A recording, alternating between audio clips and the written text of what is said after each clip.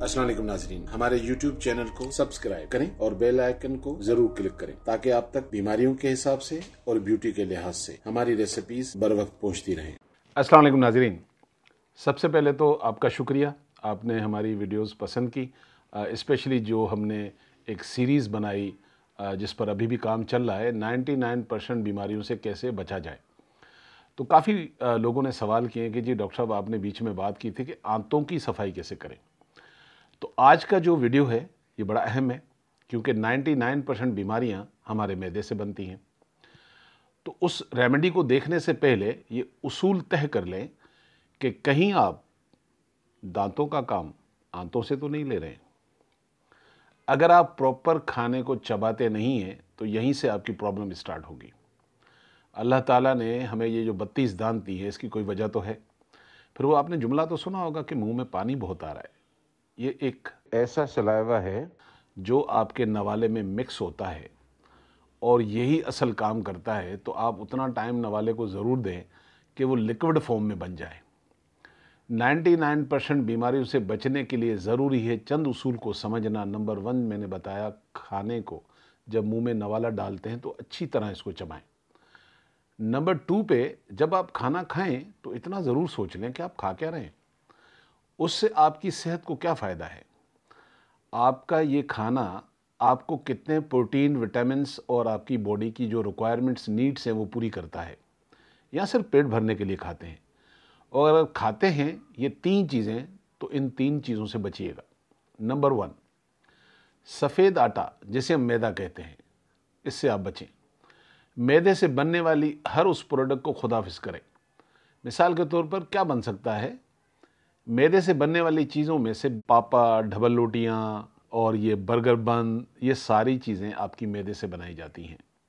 और pasta, pizza crust, ये भी इसी से बनाया जाता है, क्योंकि इसके अंदर फाइबर तो है नहीं, टोटल चिकनाई है। अंदर जाकर क्या करेगा ये तो बताऊंगा मैं आपको बाद में। तो नंबर 2 पे क्या आएगा? नंबर 2 पे आएगी सफ़ेद शुगर।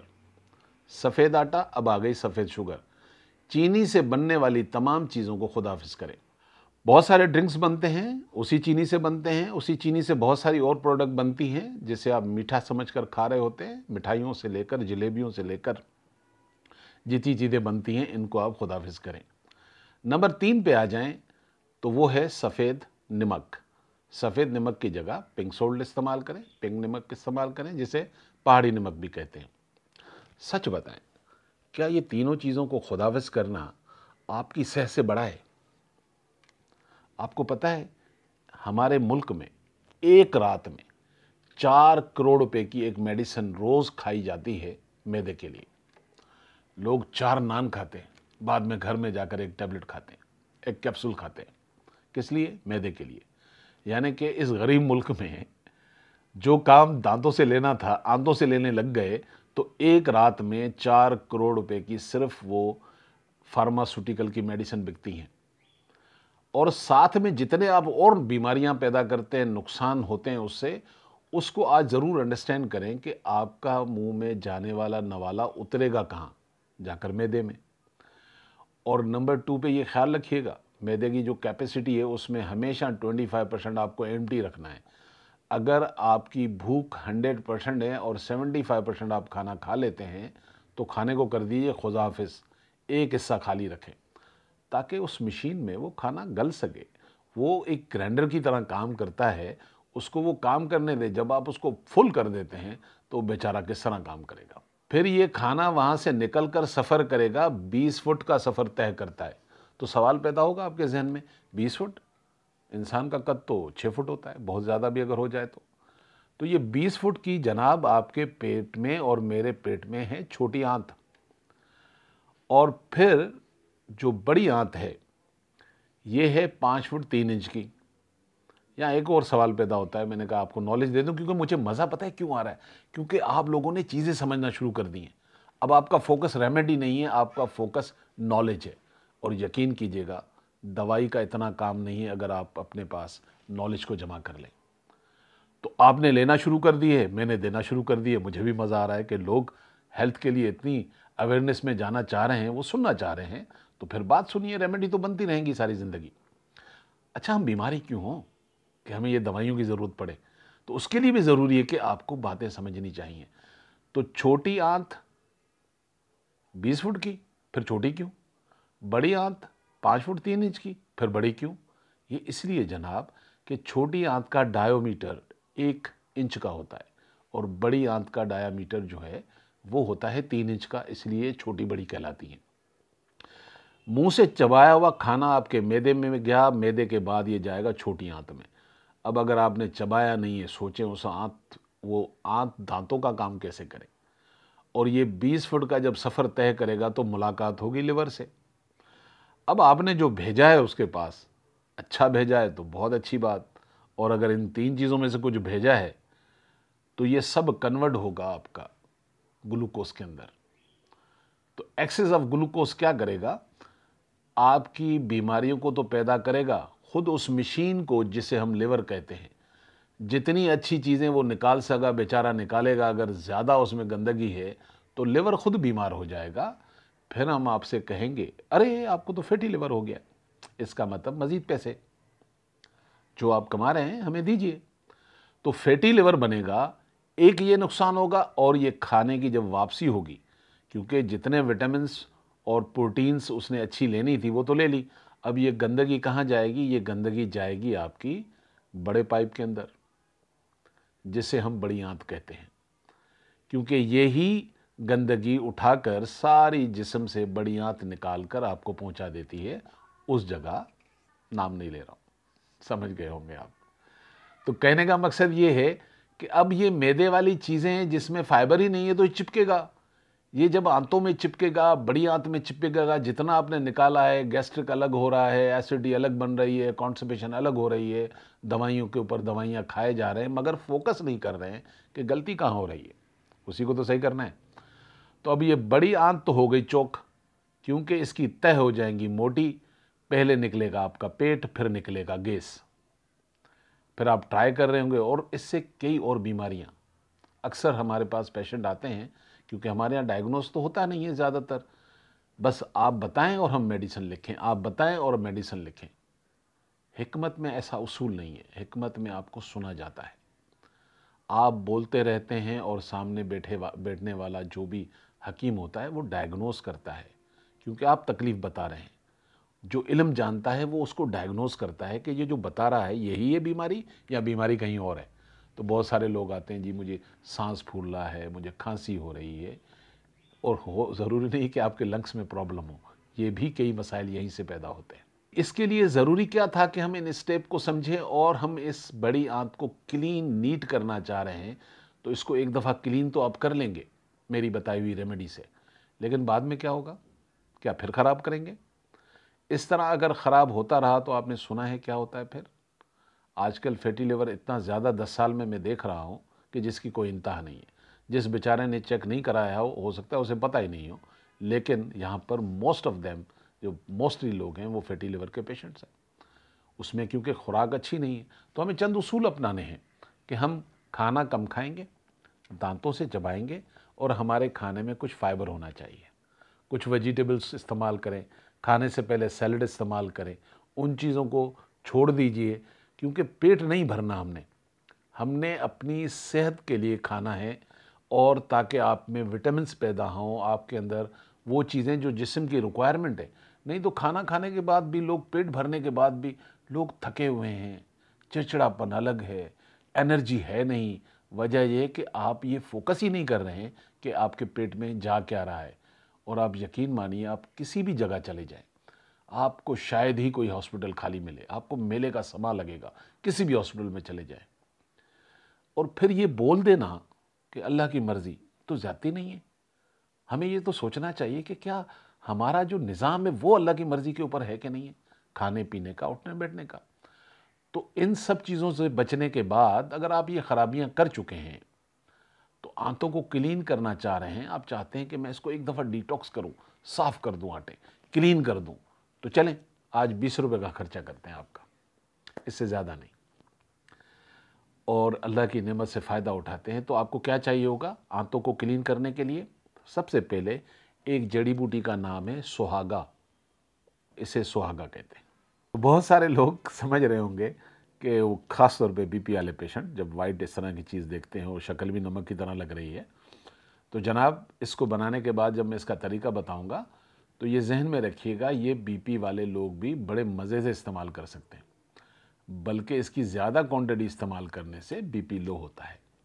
तो इसकी जितनी मैं क्वांटिटी बताऊंगा उतनी आपने इस्तेमाल करनी है। कैसे करनी है ये बताऊंगा। सबसे पहले इसको थोड़ा फ्राई करना है। फ्राई करने का तरीका सीख लेते हैं। ये सुहागा आपने लिया 20 रुपए का और आपने डाल दिया फ्राई पैन के अंदर।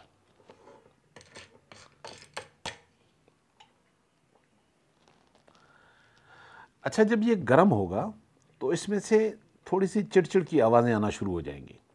थोड़ा सा लिक्विड फॉर्म में ये बनना शुरू हो जाता है, मगर ये कहीं भी जल के ये कोई ख़राब नहीं होता। इसको आपने इतना पकाना है कि इसमें से वो चिड़चिड़ की आवाज़ें ख़त्म हो जाएं।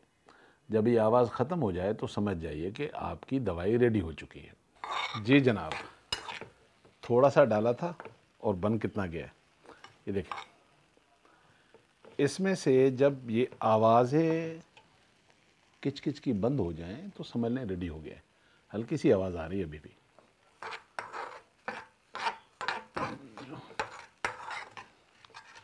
तो आपने इसको जनाब अच्छी तरीके से फ्राई कर लिया। सुहागा आपका रेडी हो गया। इस सुहागा के बेनिफिट बहुत हैं। किसी दिन मैं इस पे वीडियो करूंगा। बड़ी ज़बरदस्त चीज़ है। अभी तो हम आंतों की सफाई कर रहे हैं इससे, लेकिन ये बहुत ज़बरदस्त और भी बहुत सारे काम करता है। मैं हमेशा जब वीडियो बनाता हूं तो मेरी क्या कोशिश होती है कि बहुत सारे देहात में, गांव में कोई मज़दूर भाई मेरा, कोई मज़दूर की बेटी अगर मुझे देख रही हो, कोई गरीब देख रहा हो जिसके पास दवाई के पैसे ना हो, तो मैं ऐसा क्या करूं जो कम पैसों में भी वो फ़ायदा उठा सके। तो बनाता तो मैं सच्ची बात है उनके लिए हूं, लेकिन फ़ायदा आप सबको हो रहा होता है और तभी आप मुझे दुआओं में याद रखते हैं और मुझे बड़ा मज़ा आता है आपकी जब दुआएं पढ़ता हूं। थैंक यू, जज़ाकल्लाह अगेन। चलें जी, ये रेडी हो गया और हम अब कर देंगे चूल्हा बंद। अब बारी आएगी इसे समझने की कि हमने इसको इस्तेमाल कैसे करना है।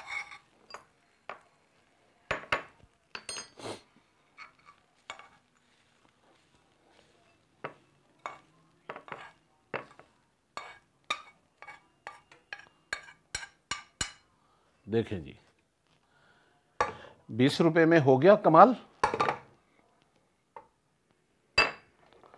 ये आपके लिए जी मेडिसिन रेडी हो गई है। अब हमने इसका इस्तेमाल का तरीका आपको बताना है और इस्तेमाल का तरीका क्या होना चाहिए। आपने दिन में 2 दफ़ा, सुबह और रात, मील के ठीक आधे पौने घंटे बाद, यानी कि हम खाना खाने के बाद पानी आधा घंटा तो वैसे भी नहीं पीते हैं सुन्नत के तौर पे, तो हम इसको 40 मिनट, 1 घंटा, 2 घंटा कोई फ़र्क नहीं पड़ता, दिन में 2 दफ़ा इस्तेमाल करना है। आपने करना ये है कि आपने नीम गर्म पानी लेना है। नीम गर्म पानी में आपने इसका डालना है जी चन्ने के बराबर, यानी कि जो चन्ना होता है इसकी क्वांटिटी रखिए चन्ने के बराबर। बस 1 चन्ने के बराबर क्वांटिटी डालें नीम गर्म पानी में। इसको हिलाएं।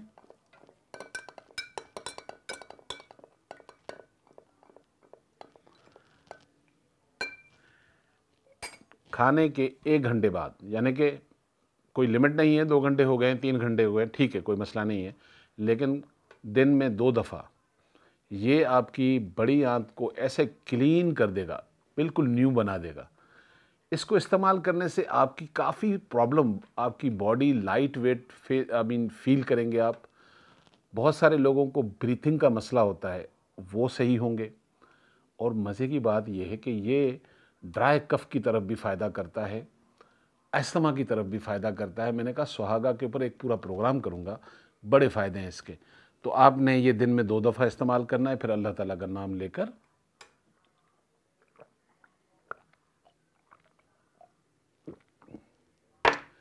बेहतरीन ड्रिंक।